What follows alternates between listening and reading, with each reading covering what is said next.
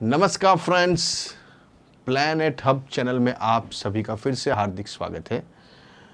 और इस बार सब्जेक्ट रहेगा कन्या लग्न राजयोग। कन्या लग्न के लिए बात करेंगे, राजयोग के बारे में बात करेंगे। दो कुंडली मैंने यहाँ ड्रॉ की है और दोनों कन्या लग्न की कुंडली है। दोनों दिग्गज अपनी अपनी फील्ड के अंदर है, बहुत ही नाम दाम पैसा धन वैभव कमा के बैठे हैं और अभी भी कर रहे हैं काम। एक है सचिन तेंदुलकर और दूसरे हैं ऐश्वर्या राय बच्चन। तो यहाँ सचिन तेंदुलकर जी और ऐश्वर्या राय जी की कुंडली मैंने ड्रॉ की है।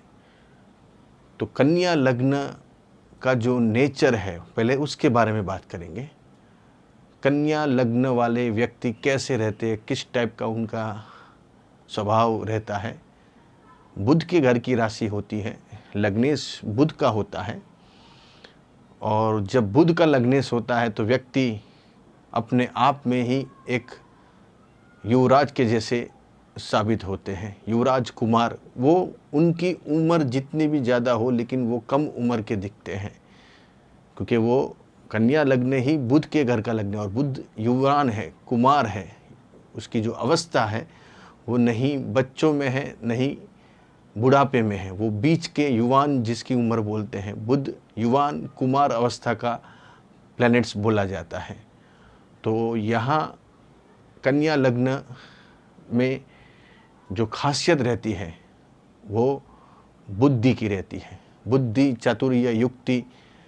कन्या लग्न मतलब होता है स्त्री लग्न। कन्या का लग्न बोलते हैं, वो स्त्री के लग्न के हिसाब से उसका जो चिन्ह है, ये राशि का जो चिन्ह है, वो स्त्री अपने सिर के ऊपर गेहूं का एक जो टोकरी रहती है वो उठा के जाती है। तो कन्या लग्न वाले जितने भी व्यक्ति पर्सन हैं वो कंसल्टेंसी, आड़त्य, व्यापार से जुड़े हुए, सीए, कंसल्टेंसी, ये सब फील्ड में वो ज़्यादा माहिर होते हैं।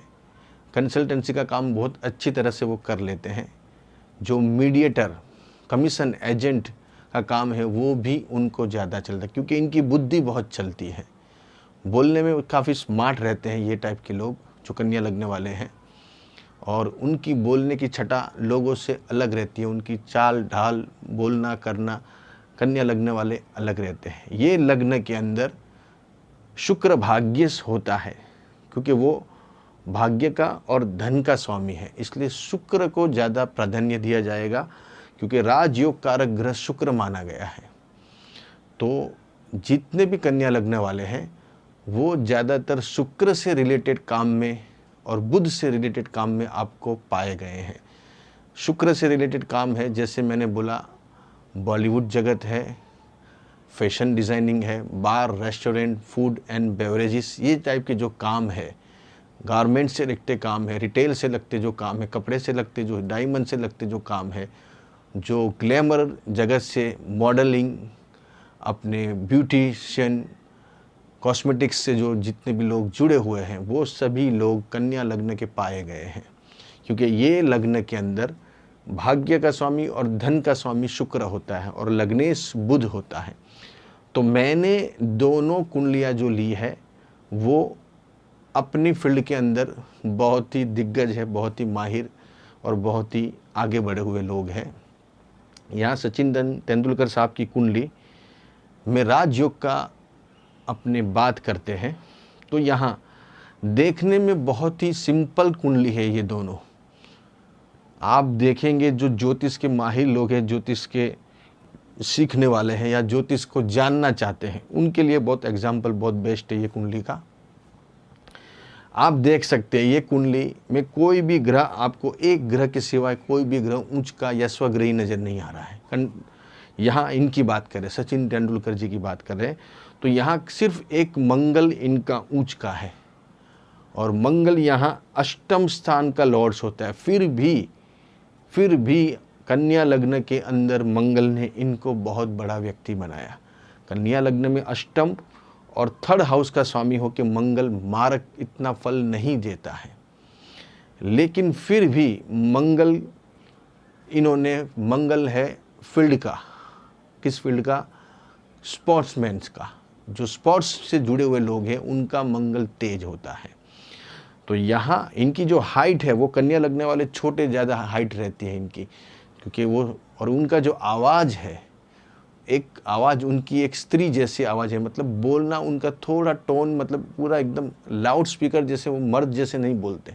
इनकी जो आवाज़ है वो थोड़ी लिटिल बिट आपको थोड़ी बैठी हुई आएगी, और बोलने में थोड़ा आपको लगेगा कि थोड़ा इनका आवाज़ इस टाइप का है, एक लड़की जैसा वो थोड़ा बोलते हैं। तो यहाँ कन्या लग्न में ये लग्न इनका सही है और ये एकदम परफेक्ट है, कन्या लग्न में ही जन्म हुआ है। यहाँ मैंने बोला मंगल, मंगल एक अपनी जगह पे है। लग्नेश को पहले प्राधान्य देना पड़ेगा, कितनी भी कुंडली पावरफुल हो, लेकिन लग्नेश पहले देखो आप। लग्नेश जब स्ट्रांग होगा तभी व्यक्ति इतनी नामना, कीर्ति, यश, प्रतिष्ठा कमा सकता है। बगैर लग्नेश के वो कुछ नहीं कर सकता है। इसकी लग्न का बल उसको पहले चाहिए। यहाँ लग्न का स्वामी बुध जाके बैठा है सप्तम स्थान में। देखिए ये कुंडली भी वापस वैसी हो गई, केंद्र में लग्न का स्वामी बैठा है और खुद बुध अपने घर को देख रहा है। मैंने बहुत से वीडियो में बताया है कि जब भी लग्नेश लग्न को देखता है या कोई भी ग्रह अपने घर को देखता है तो वो कुंडली की रेंज बढ़ा देता है, उसकी फ्रीक्वेंसी को और पावरफुल कर देता है। जितना यहाँ बैठा बुध का फल मिलेगा, वैसे ही यहाँ के बुध का भी फल वैसा सेम टू सेम मिलेगा। तो यहाँ बुध पावरफुल हो गया, लग्नेश स्ट्रांग बन गया। मंगल यहाँ आपने जैसे बोला, मंगल गुरु के साथ है, और गुरु ये कुंडली के अंदर पंचमेश और चतुर्थेश और जाके पंचम स्थान में बैठा है। जब भी सप्तम हाउस का स्वामी पंचम हाउस में जाके बैठेगा तो ऐसे व्यक्तियों की लव मैरिज होती है, और लव मैरिज होने के बाद आने वाले जो पार्टनर है, या वाइफ है या हस्बैंड है, जो भी है, स्त्री या पुरुष है, तो उनके स्टार से भी इनका काम होता है। इनकी कुंडली तो सपोर्ट करती है, लेकिन आप किस व्यक्ति से आपने ब्याह किया है, आपने मैरिज की है, आपकी आने वाली संतान, सभी चीज़ों को देखने के बाद प्रेडिक्शन किया जाएगा। तो इनकी कुंडली में ऐसा योग बता रहा है कि सप्तम स्थान का स्वामी जब पंचम स्थान में जाके बैठेगा तो इनकी पत्नी या पति जो भी रहेंगे तो उनके ग्रहों से इनका भी काम बना है बड़ा। दूसरा, अभी ये कुंडली में दसम स्थान में केतु, चंद्र, राहु साथ में है। तो दसवां, किसी भी कुंडली को आप खोल के देख लीजिए, अगर दसम स्थान में केतु रहेगा या दसम स्थान में राहु रहेगा तो व्यक्ति इंटरनेशनल लेवल पे काम कमाता है। अकेला ग्रह केतु, लेकिन वो इंटरनेशनल लेवल पे, आज सचिन तेंदुलकर साहब को कौन नहीं जानता, इतने छोटे फैमिली से आए हुए व्यक्ति है और इतनी तरक्की इतनी की है। भारत रत्न अवार्ड इनको मिला हुआ है। भारत रत्न अवार्ड कोई मामूली बात नहीं है। यहाँ 10वां केतु, इंटरनेशनल लेवल पे ये लोग काम कमाते। जैसे सेम टू सेम यहाँ 10वां केतु बैठा है शनि के साथ। ये कुंडली तो आपको बिल्कुल सामान्य लगेगी, कुछ भी नहीं है, लेकिन ये कुंडली के अंदर ज़बरदस्त स्ट्रांगनेस है, आप सोच भी नहीं सकते वैसी कुंडली है। मिस वर्ल्ड और ऐश्वर्या राय बच्चन साहब के वहाँ शादी करके जाना और इतनी कीर्ति, नाम, यश, प्रतिष्ठा कमाना कोई मामूली बात नहीं है। दोनों 73 का बर्थ है, इनका 24/4 का है, उनका 1/11 का है। तो ये दोनों लेने से आपको आइडिया आएगा कि कुंडली में आपको एकदम बारीकाई से आप बाइफर्केशन करके आप उसको जान सकते हैं। यहाँ दूसरा पॉइंट, अगर कन्या लग्न आपका है तो आपकी कुंडली में लग्नेश तो पावरफुल होना चाहिए, मेन शुक्र भी पावरफुल होना चाहिए, क्योंकि ये अगर शुक्र यहाँ सेकंड हाउस में बैठा है तुला राशि का या भाग्य स्थान में बैठा है तो न्यारे व्यारे हैं। और अगर शुक्र और चंद्र दोनों कंजक्शन में बैठे हैं कोई भी हाउस में तो भी न्यारे व्यारे हैं, या शुक्र चंद्र आमने सामने बैठे तो भी आपका राजयोग बन गया है। इसलिए कुंडली में मेन बुध, शुक्र और चंद्र, ये दोनों का, तीनों का पावरफुल होना जरूरी है। यहाँ चंद्र राहु साथ में है, लेकिन चंद्र यहाँ लाभ का स्वामी होता है। तो यहाँ चंद्र लाभ का स्वामी होके बैठा है 4th हाउस में और केतु बैठा है 10th हाउस में। तो कुंडली की रेंज अलग बन गई। भाग्य का स्वामी शुक्र अष्टम स्थान में और खुद अपने घर को देख रहा है। बहुत बड़ा राजयोग है। अष्टम शुक्र जिसका भी होएगा उसकी कुंडली में धन, पैसा, वैभव खूब आएगा। अष्टम स्थान में शुक्र और 12th स्थान में शुक्र और 6th हाउस में, ये 3 हाउस में अगर शुक्र पड़ा, अगर 11th हाउस में शुक्र है तो वो कोई काम का नहीं है। इसके 11th हाउस छोड़ के कोई भी हाउस में शुक्र रहेगा तो शुक्र बेहतरीन फल देता है। लेकिन यहाँ अष्टम शुक्र खुद अपने घर को देख रहा है और ये है 2nd हाउस पैसों का, धन का, वैभव का, और खुद शुक्र तुला राशि को देख रहा है, अपने घर को देख रहा है। देखिए कितना जबरदस्त राजयोग है। और सूर्य ऊंच का है, मेष राशि का सूर्य है, और सूर्य जब मेष राशि का होता है तभी व्यक्ति भारत रत्न जैसा बड़ा अवार्ड ले पाता है। सूर्य का तो बल चाहिए कुंडली में, सूर्य का बल नहीं मिलेगा तो व्यक्ति आगे कैसे बढ़ेगा। वो भी मेष राशि का, 24 तारीख का जन्म है, पूरा सूर्य पावरफुल है, डिग्रिकली भी बहुत जबरदस्त सूर्य मेष राशि का, वो भी अष्टम स्थान में, और राशि चक्र से भाग्य का स्वामी ऊंच का। धन राशि से आप देखिए तो भाग्य का स्वामी सूर्य होता है और वो ऊंच का, वो भी 5म स्थान में बैठा है। 2 भी शुभ ग्रह के बीच में, 2 बुध और शुक्र के बीच में। इससे बड़ा राजयोग क्या हो सकता है। देखने में कुंडली बहुत सामान्य, बहुत सिंपल लगती है। लोग बोलेंगे चंद्र राहु का ग्रहण दोष है, अष्टम शुक्र बैठा हुआ है, भाग्य स्थान में शनि बैठा हुआ है, क्या करेंगे, गुरु नीच का है। लेकिन ऐसा नहीं है दोस्तों। कुंडली को बहुत डीपली देखना पड़ता है, बहुत ही 3 तरीके से कुंडली को देखना पड़ता है, सूर्य कुंडली से, चंद्र कुंडली से, लगन कुंडली से, तब जाके एक्चुअल आप कुंडली का प्रेडिक्शन कर सकते हो। लेकिन लगन कुंडली मेन है, लगन कुंडली में से सभी पूरी लाइफ का आप निचोड़ जान सकते हो। तो यहाँ कन्या लग्न वालों के लिए मैंने जैसे बताया बुध, शुक्र, चंद्र, ये सब राजयोग कारक है। ये कुंडली में भी देखिए आप, ये कुंडली आपको सामान्य दिखेगी, दिखने में बहुत ही सिंपल है, लेकिन ये कुंडली में की रेंज आप देखिए। मैंने बोला हुआ है कि अगर फिल्मी दुनिया में जाना है, ग्लैमर वर्ल्ड में जाना है, तो आपको शुक्र, राहु और चंद्र, बुध और ये 4 प्लैनेट जो शुक्र, राहु, बुध, शनि, ये सब का मिलाप चाहिए। अगर शुक्र राहु नहीं है तो शुक्र मंगल चाहिए। मंगल के अंदर भी बहुत बड़ा ग्लैमर है। मंगल ही ये सब शुक्र को इतना धक्का दे सकता है क्योंकि वो धरती पुत्र है।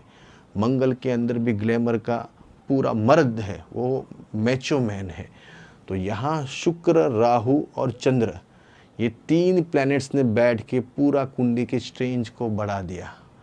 और यहाँ आप देख सकते हैं केतु और शनि। मैंने बोला 10म स्थान में जिसका केतु या 10म स्थान में राहु रहता है, अगर कुंडली की फिर पोजीशन देखनी पड़ती है तो व्यक्ति को बहुत बड़ा इंटरनेशनल लेवल पे स्टार बनाता है। इनको मिस वर्ल्ड का खिताब मिला हुआ है। मिस वर्ल्ड का खिताब ऐसे तो नहीं मिलता है दोस्तों। तो यहाँ देखिए ऐसे प्लैनेट्स बैठते हैं। देखिए इसकी इनकी जो कुंडली है, 5म स्थान का स्वामी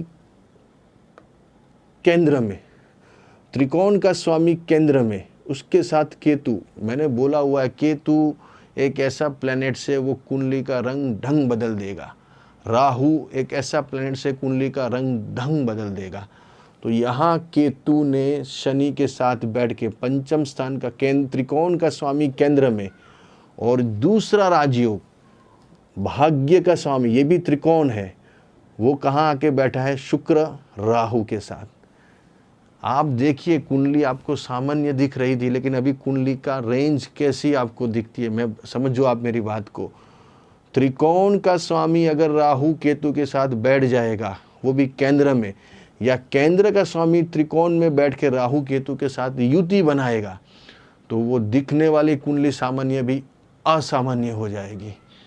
आपको इसमें कौन सा ग्रह ऊंच का नजर आ रहा है, कौन सा, खाली मंगल को छोड़ दीजिए, एक ही ग्रह मंगल मेष राशि का स्वग्रह, बाकी कोई ग्रह इनका ऊंच का नहीं, कोई ग्रह ये नहीं है पावरफुल, सभी आपको सामान्य लग रहे हैं ये ग्रह। लेकिन मैं आपको फिर से बता रहा हूँ, त्रिकोण का स्वामी शनि वो कहा के बैठा है 10वें स्थान में और केतु के साथ, और इसका स्वामी भाग्य का स्वामी शुक्र बैठा है राहु के साथ, वो भी त्रिकोण का स्वामी केंद्र में। देखिए दोनों केंद्र का स्वामी, त्रिकोण के स्वामी केंद्र में आ गए और राहु केतु के साथ बैठ गए। तो ये कुंडली ने पूरी रेंज बदल डाली।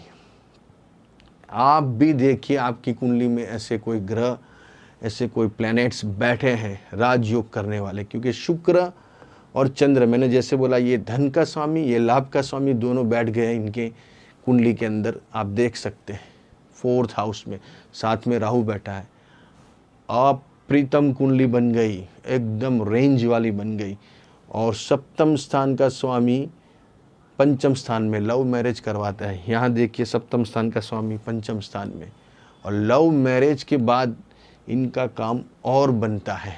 इनके आने के बाद वो बच्चन परिवार में शादी हुई, ये एक बड़ी बात है। इसलिए यहाँ प्लैनेट्स कहीं भी गलत नहीं होते, स्टार कभी भी गलत नहीं होते, वो अपना रंग रूप दिखाते हैं। आप देख सकते हैं यहाँ लग्न का स्वामी 3रे स्थान में और खुद भाग्य स्थान को देख रहा है, और मंगल के घर में बैठा है। और मंगल कैसा है, मेष राशि का।